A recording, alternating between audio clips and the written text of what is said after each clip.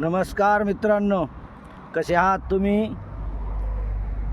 मजेत ना? आम्ही पण मजेत. आज आपण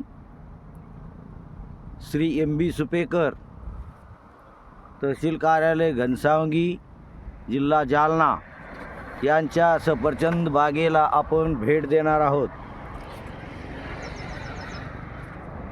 या सफरचंद बागेची लागवड ही 2019 मध्ये जानेवारी महिन्यात झालेली आहे.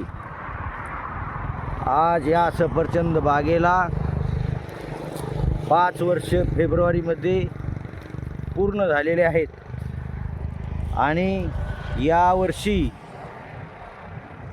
आपण सफरचंदाचा माल पकडलेला आहे. यावर्षी सफरचंदाच्या बागेला जवळजवळ आम्ही 22,500 फोम हे फळाला बसवलेले आहेत. या फळाची साईज आता या प्रमाणात झालेली आहे आणि हा बाग सफरचंदाची फळं विक्रीसाठी 15 दिवसाच्या नंतर बाग चालू होणार आहे, म्हणजे मालाची विक्री चालू होणार आहे. यावर्षी लोकल मार्केटमध्ये 210 किंवा 200 या प्रमाणात फळ विक्री चालू आहे. यावर्षी आपल्याला कमीत कमी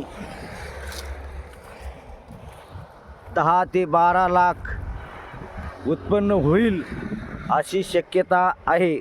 कारण आपल्या झाडाला हे फोम जे बसवलेले आहेत हे 22,500 फोम आपण बसवलेले आहेत. त्यामुळे आपल्याला आपल्या सफरचंदाच्या फळाची जी क्वांटिटी असते ती फोम बसवल्यामुळं समजलेली आहे किंवा सध्या स्थितीत आपल्याकडं माल किती शिल्लक आहे, त्यामुळं आपण उत्पन्नाचा अंदाज बांधू शकतो. हे समोर जे झाड दिसते छोटं, हे 3 वर्षाचं झाड आहे. या झाडाला पुढच्या वर्षी 100%